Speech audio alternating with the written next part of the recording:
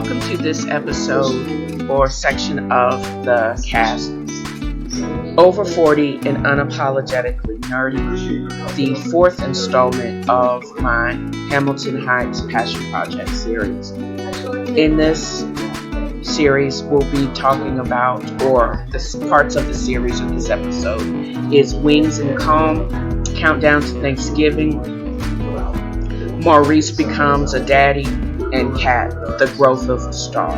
And I hope you will be as interested in listening to it in its entirety as I've had fun creating it. And thanks.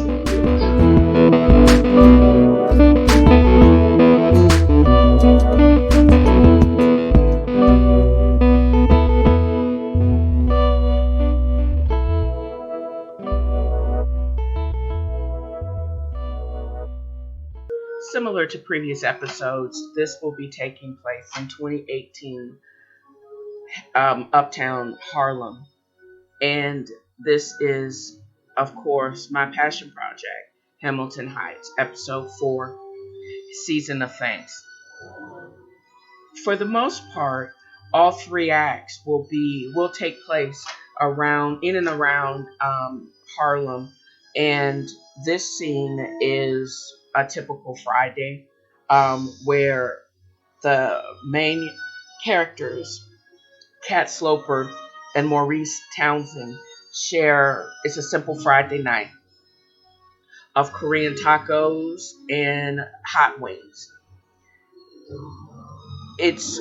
I'm hopeful to portray a progression in their relationship because they've been now dating pretty steadily, because this is right around the end of October of 2018.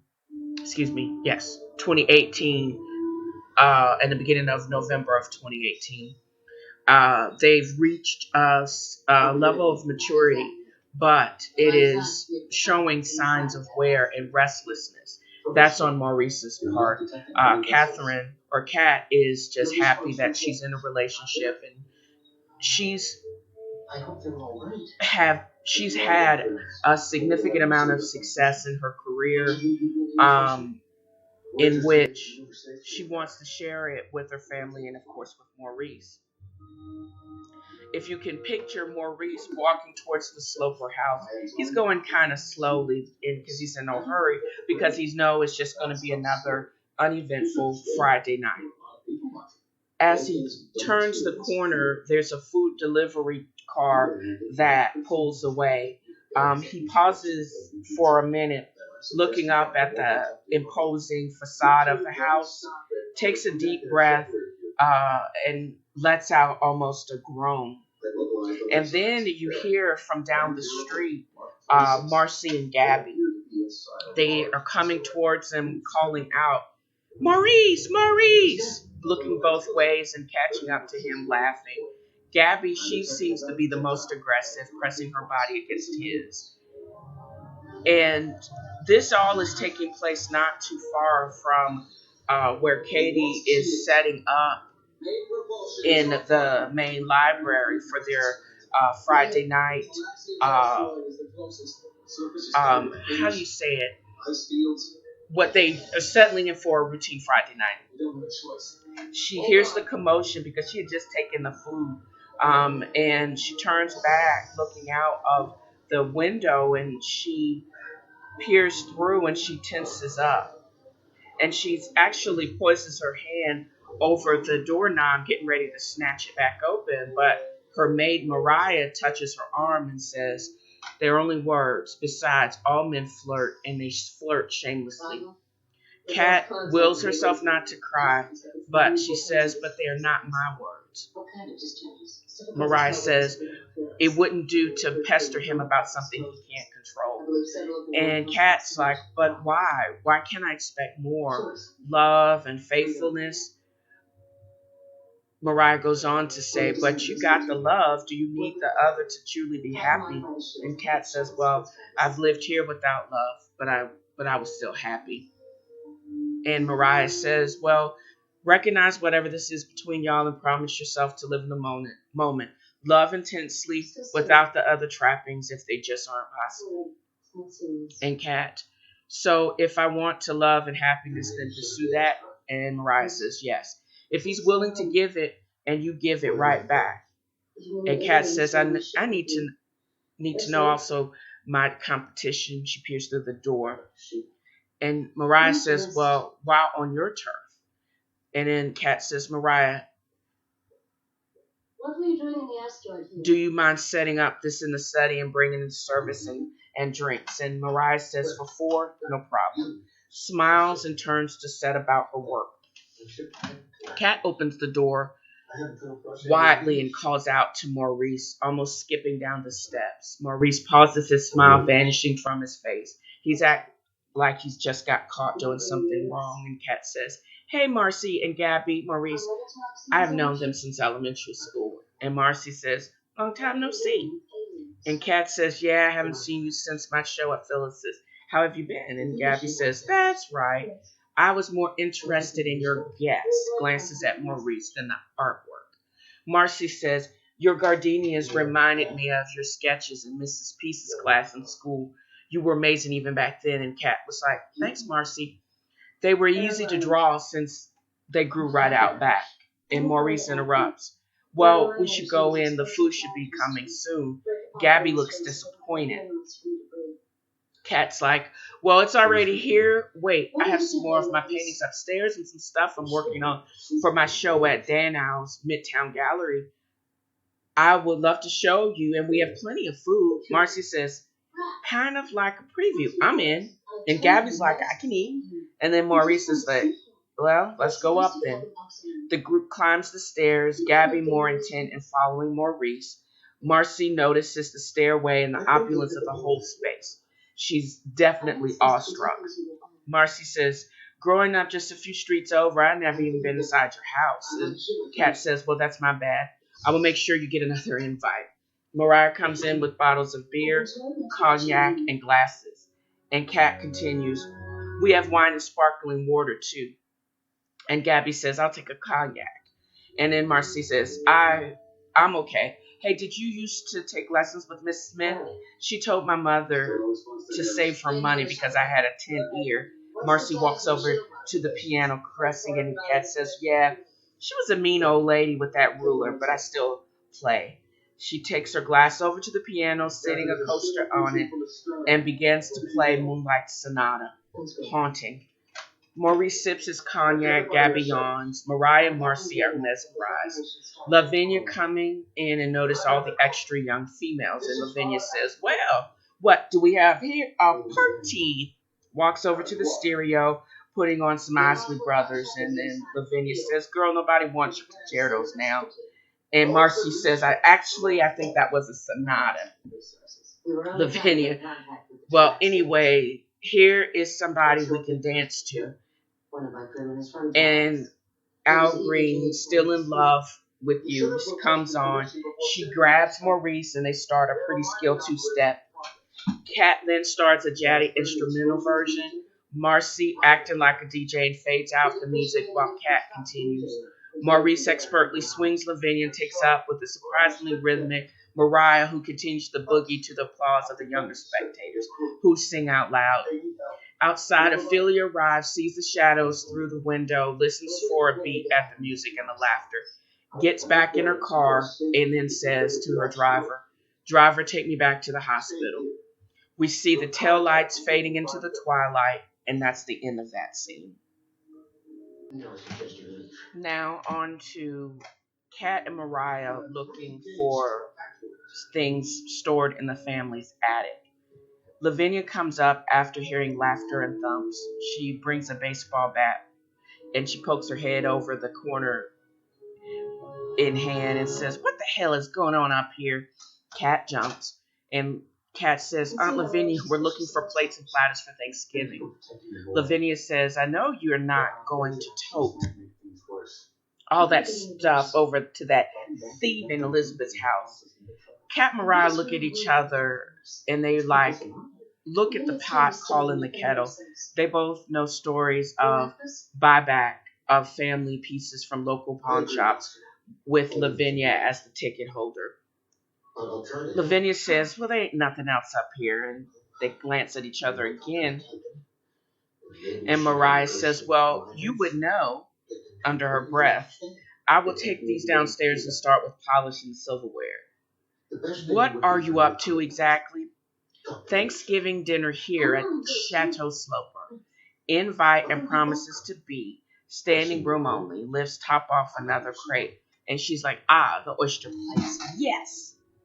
And she says, you going all out for this. What does your mama say about all the guests all over and up and through here? And she says, I don't know exactly. She's never here during Thanksgiving. Did you notice that? I think she's going to the vineyard with some of her classmates from Columbia. And Lavinia says, well, so no Debbie Downer. It may just be a party. And then Kat says, take these, hands her some plates. And she says, you have me working like a runaway slave. Moving, not a good look.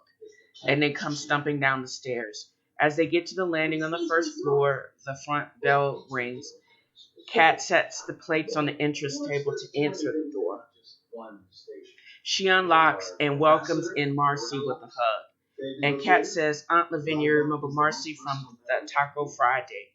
Lavinia screws up her face and she says, hey, Miss Lavinia, picks up wrapped paintings. I will get these to the gallery. Kat walks and also hands her plans. And she says, also sent the electronic version of the mock-up for the space for Phyllis, just in case she can't open the files. Take these. And Marcy says, this is going to be a great show. Can't wait to see it all together. Kat says, I hope so. Don't want to do too much, but still be unique. And then Kat says, yeah, that's right. Thanks for coming by. Let's circle back at 3:30 and talk through the reception. Marcy says, sounds good. Good seeing you, Miss Lavinia. Bye, y'all. Lavinia stands shocked into silence. Starts talking as soon as the doors are closed, and Kat turns, almost knocking oyster plates out of her hands. And Lavinia says, why is that shady bitch taking your pictures away? Is she your new best friend? Maurice's side piece, and you can't be that silly. And then Marcy said, and then Kat says, Marcy's not the shady one, it's Gabby. And who is an art history major in need of a job, and now I need an assistant. My best friend is still marrying, which is kind of sad because she's also my cousin, and Maurice doesn't have a side piece as long as I'm not. Side piece. As long as I'm not being silly. Now we're finished with the black and they're fronted. Let's get these down to Mariah. She picks up the dishes and starts walking towards the back stairs. Lavinia says, well, I don't understand why you had to hire her when I'm right here. And Kat says, because Lavinia, you know nothing about art and you wouldn't do anything I tell you. And Lavinia says, you don't know what I know. You don't know what I know, but you're right about that orders thing. And Kat rolls her eyes as they descend down to the kitchen. Then there's another soul food night at Gloria's, which is loosely based on the restaurant Sylvia's, also in Manhattan. Maurice is seated resplendent in his well-cut blazer, sipping his cognac. Kat comes in and shakes hands with the greeter. Maurice notices the owner coming out to greet her and escorts her over to the table. She waves and then is stopped by more people. Maurice smiles, but it's noticeably strained. And you can only guess that he's now tripping because his wilting butterfly now is becoming a great big old star. A shrinking violet is now becoming a star. Maurice stands. My popular girlfriend finally arrives. The owner of Gloria says, Miss Sloper, thanks for dining. I will make sure to send over some creme brulee and a box of some beignets to go. Enjoy. And nodding, taking his leave. And Kat says, thanks so much. You guys are always so amazing. The owner nods at first at Kat and then at Maurice. Another waiter appears, fills Kat's glass with water, and then pours her a glass of white wine. And Kat says, I'm so glad we are here. This is one of my favorite spots in the city. And Maurice says, I can't believe you never have been here before 6 months ago. And Kat says, yeah, not much cost before. And then Maurice says, I still think Mariah's fish cakes are better. And Kat says, yum, real butter, salmon to breadcrumb ratio, which she makes herself. 10 to 1. Maurice smiled, which is more relaxed. I ordered the shrimp toast and crab cakes. And Kat reaches out her hand and says, I'm so sorry I made you wait. Maury leans forward and grasps her hand. Well, nah, it's okay. This place is not a black place to wait. They raise their glasses and toast each other. Kat takes a sip. This is perfectly dry. What are we celebrating today? And then Maurice says, 3 successful shows in 4 months, a feature in art and toast in NYC, garden segment on News 12. Come on. And Kat says, the garden show is on a weekend edition. Do you know Lavinia's tripping about that? And Maurice says, oh my, I can only imagine how they're keeping her off screen in one of her flowy Blanche get-ups. And Kat sniffles a laugh and looks at Maurice adoringly. Kat says, the piece on the co-op was amazing. And Maurice says, Curtis, Quintus, and Nunn are walking around like Malcolm X meets Anderson Cooper still. And he smiles. Oh my, no, boss vegetable, giggling. It has been a lot of fun doing it all. I'm busy and tired, but I'm having so much fun. How crazy is that? Maurice says, that's not crazy at all. I still remember your mom freaking out about possible bugs and the flowers on the table at dinner. Yeah, the dark old days at Chateau Sloper. You know, I haven't had dinner with her since then. And Maurice says, that's 8 months ago. We have Sunday dinner there. I noticed she's never there. Yeah, she goes to church, then brunch with friends from her church, First Baptist of Park Slope, of course. And Maurice says, why, she's being all bougie, whole different. While she gives being bougie a whole different dimension.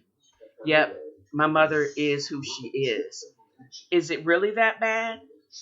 And Kat says, yeah, before the night, I hadn't had a meal with her in like 4 years. I usually eat in the kitchen or in the garden with Mariah or Aunt Lavinia. If she is home, she has takeout salad from a deli near the hospital. But you have a garden out back and the co-op has salads to go, for real? Kat says, takes a sip of her wine and shrugs her shoulders. She hasn't noticed, but probably also doesn't know we supply the ingredients to her takeout salad to all the delis in the bordellos near her hospital. And she doesn't know about how well your shows went. I haven't told her, and if anyone has, she would never let me know. If she isn't paying for it, why acknowledge the success? But surely she would give you your props. Doubtful. I stopped craving her approval or attention a long time ago because I know she would never be happy for me because it's me. Surely she wouldn't be that harsh. Yeah, she would. I've known all my life my mother doesn't like me very much. And Maurice sits back and says, why? My first clear memory is my mother screaming at me and calling me stupid girl. And she and Aunt Lavinia blaming me because my brother took that bullet meant for crackhead Dan for me. With Aunt Lavinia, she's simple enough to deal with. But after that day, I ceased to exist for my mother. It really as if I died with my brother that day. Maurice sits back at the enormity of it all. A waiter approaches and he says, ready to order. Kat smiles, picking up the wine glass, pouring more into Maurice's glass and hers. No, we need a few more minutes. I'll bring out some bread and he takes his leave. Kat says, thanks, it's way too heavy. Let's talk about something happy. Oh, Thanksgiving. Maurice says, that's right. What does she think about Thanksgiving? And Kat's like, my mother, she's not going to be there. She goes to the vineyard with classmates every Thanksgiving. And she takes out her phone and starts swiping. And Kat says, let's see. Uncle Curtis is on the turkey. Aunt Liz is on the yams. I got the green salad, deviled eggs, vegetable dumplings. Marion is on dessert and stuffing. Uncle Quintus and Nut on clams and oysters. And I found my grand's oyster plates. Maurice says, and I will be bringing the cognac and wine. Kat, and your appetite. And Maurice says, sounds good. My sister is really excited about coming too. Yes, Clarissa and your nieces are so nice. She's bringing her famous egg potato salad and oyster dressing. Yeah, my gran used to make those dishes. That's what she said. I can't wait for everyone to meet them. Also, Mariah and her cousin are coming. And she's bringing her fish cakes. And Marcy is coming without Gabby. Maurice looks guilty of something and chokes on his wine a little bit. The waiter brings the bread and softened butter. Marcy is an amazing assistant, works hard and is smart, and I can trust her. Maurice says, so she will not be with her shadow Gabby, huh? And Kat's like, nope. Gabby and her hands will be with her family safely in Yonkers. Seeming not to notice, Maurice stiffened. Maurice says, and picks up his glass, draining the rest of the champagne. It should be a good meal, good time. And she says, I'm looking forward to it. And she says, raises her glass and says, good food, family, and love. We will have it all. The waiter approaches and Kat picks up her menu, ordering. Maurice sits stiffly and says more to himself, but do we really want it? And then the end of the scene and it fades to black. Then the scene comes up again on dinner at Casa Sloper. It's like mid-afternoon. There's just so much movement in and out of the Sloper household. The prior day, there's delivery of some food from the co-op and the wine store. Maurice is helping bring in the boxes. You see Kat picking collards and washing and cutting them, actually from her own garden. She's teaching Marcy and Maurice how to stuff and hand twist a dumpling, lots of laughter and wine drinking. Mariah and her cousin washing and drying plates and glasses and polishing silverware. Lavinia trying on and checking herself in the mirror. She's nowhere near the kitchen. On Elizabeth, Curtis, Marion playfully battling for space in their kitchen in Sugar Hill.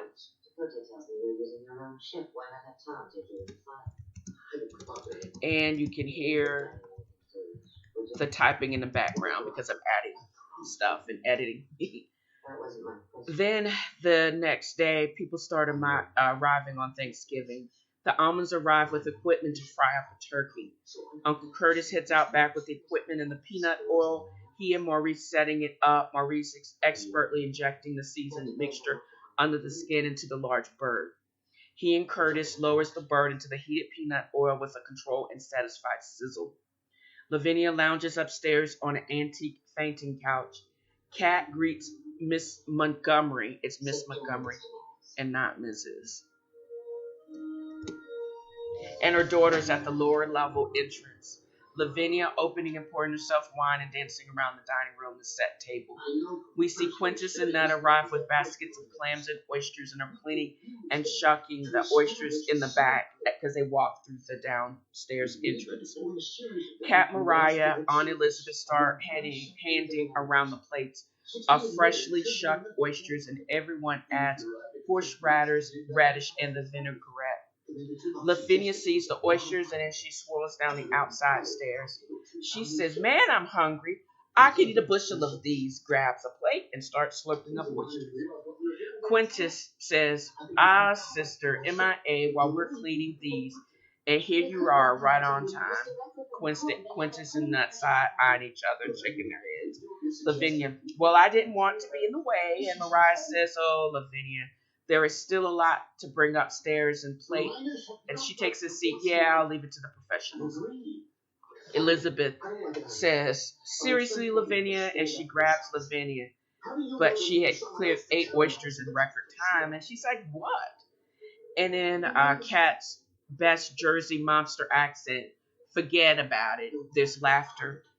Takes up wine glass. Thank everybody for coming. Let's eat and drink and this be blessed. And all together response, hear, hear. Everyone starts passing around and eating the freshly struck oysters with laughter. Kat is laughing at the same time circling around Maurice. Marcy floats between them and Mary and Mariah. Miss Montgomery chats with Nut and Quintus. She'd gone to school with them, and they seem to be getting along wonderfully. Mariah enlists the help of the young people, and they start taking dishes upstairs.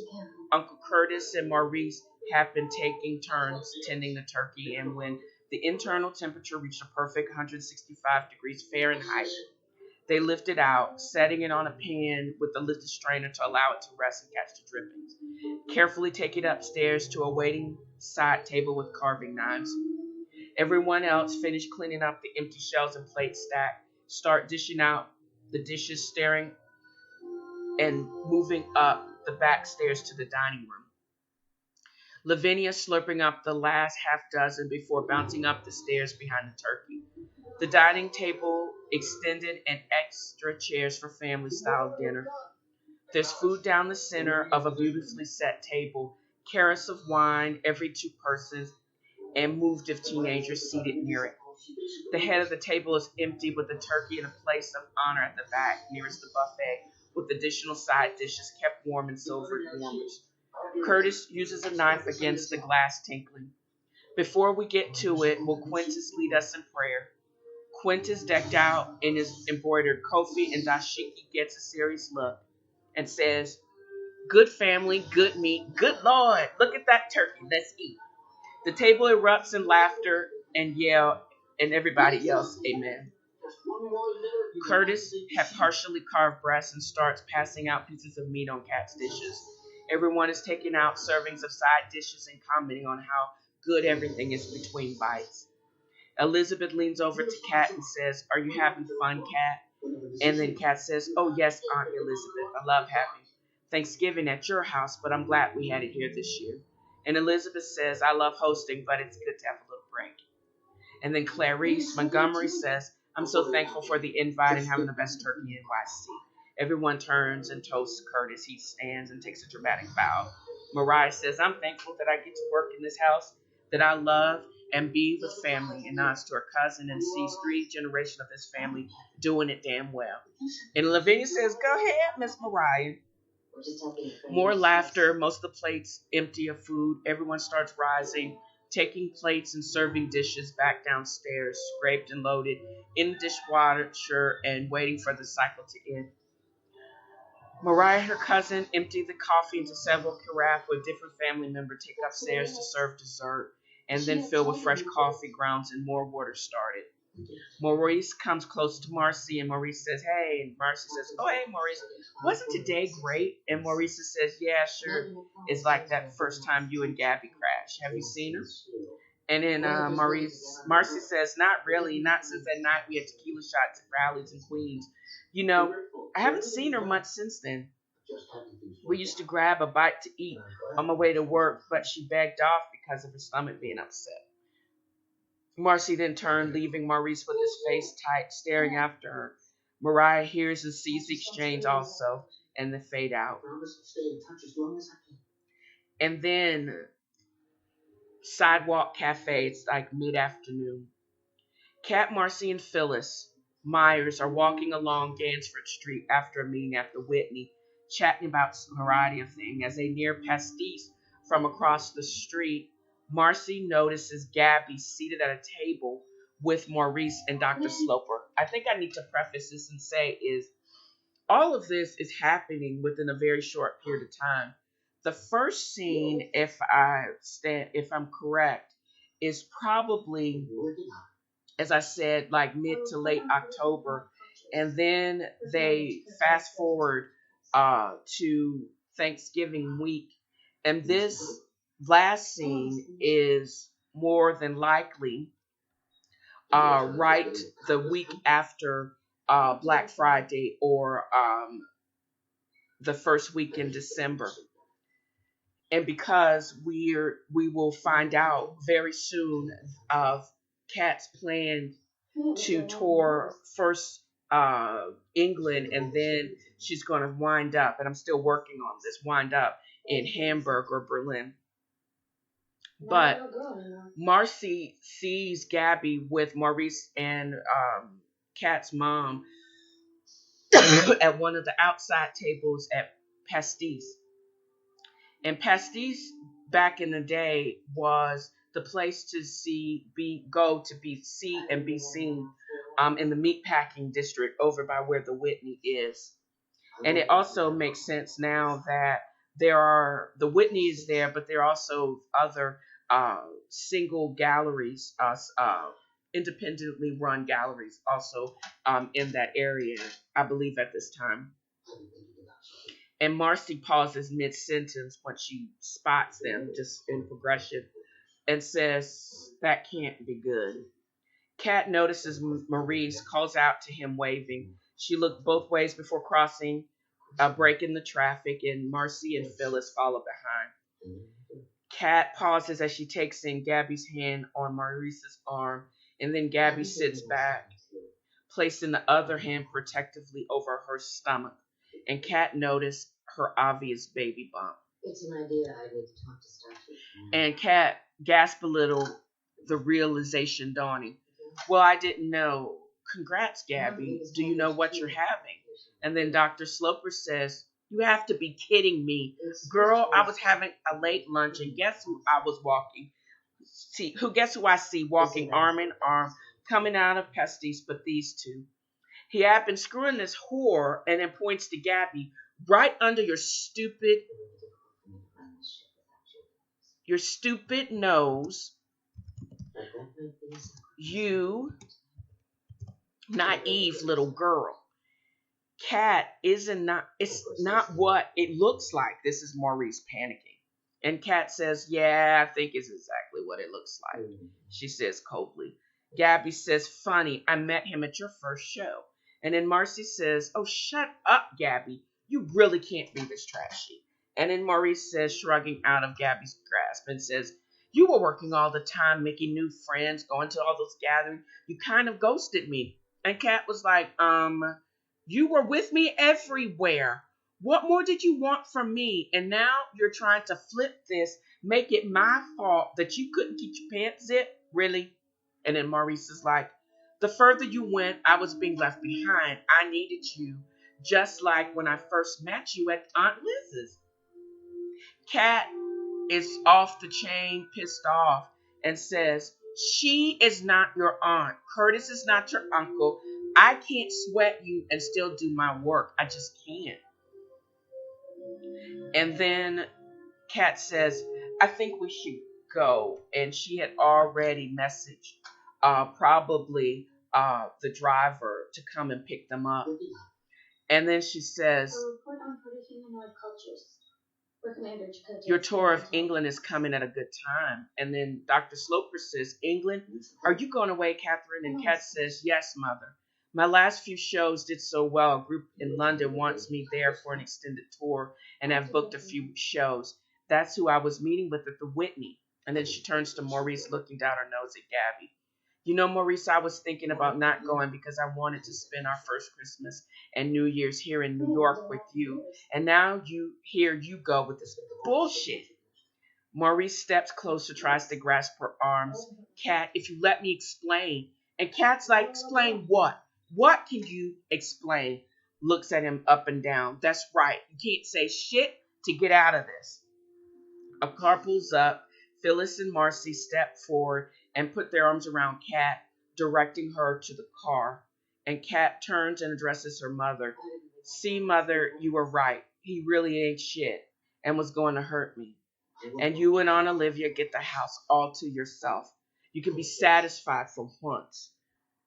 Phyllis and Marcy help her into the car, both of them getting into either side, and the car pulls away. And I knew I had to make this really dramatic. And I would love to celebrate Black love, but I don't know how to write that because I have no examples of that in my personal life. But I knew I had to make it. I wanted to stay close to Henry James's storyline and how Katt actually goes overseas for an extended tour. But I also wanted it to be pivotal that there had to be a dramatic break with Maurice. And this is just so typical. This story, the storyline that I've actually come up with in this part 4 is not unlike what so many women go through every single day with some of these men. How people stay in relationships even after the men have babies on them. They know that they're cheating, etc., etc. This is apropos for that. But it's not going to stop her from continuing to live and to go on. And instead of her mother being supportive of the shenanigans, she absolutely seems to be almost miffed that the girl is getting ready to leave, and she had the audacity to wake up, and their relationship is just so broken. And you always wonder how can they or have any type, how can they move on from there? And is it a requirement that you actually have to have a relationship with a parent?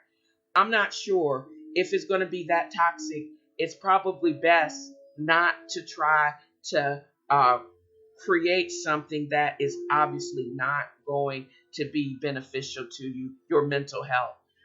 But she does a good job. And we see again another stage as Catherine enters another stage of her life when she basically drops Maurice on his ass, and she takes off for a tour of England. Very close to, as I said, to the Washington Square, where she goes yearning for Maurice. But this is different because this particular Catherine ain't got time for that, and she ain't got that time of support. And she knows that this Catherine seems to me knows that she has options, and she is opting to be successful in the face of tragedy. And that's what I'm hopeful that people will continue to root for Kat and see how she builds her life after the hurt and the pain of finding out not only did your boyfriend cheat on you, but he's getting ready to have a kid with somebody else. And it was at the show that they met. Ain't that some shit? Crazy. That does it for this episode of Hamilton Heights, the Thankful series.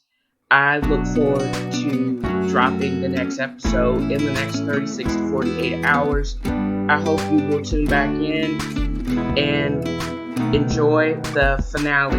I also would be very interested in finding out your thoughts and comments on the development of Catherine Sloper. What's next for Maurice Sloper, or what are your thoughts on how it is all going to pan out? Because obviously that Maurice has ingratiated himself with the family, but there ain't no way that they're going to allow him to continue to work. What's up with Gabby, and how is the family going to survive this next episode? First, with Kat being in Europe for that extended period, and then how she and the family is going to survive in the COVID epidemic, because that's how I plan on ending this segment, or the next segment. So just let me know. Drop me a line in the comments, not only on this one episode, but also on the upcoming episode. At TNFro@gmail.com, and I look forward to your non-trolling comments. And if they truly are non-trolling and productive, I'll actually read it on next episode. And thanks for listening.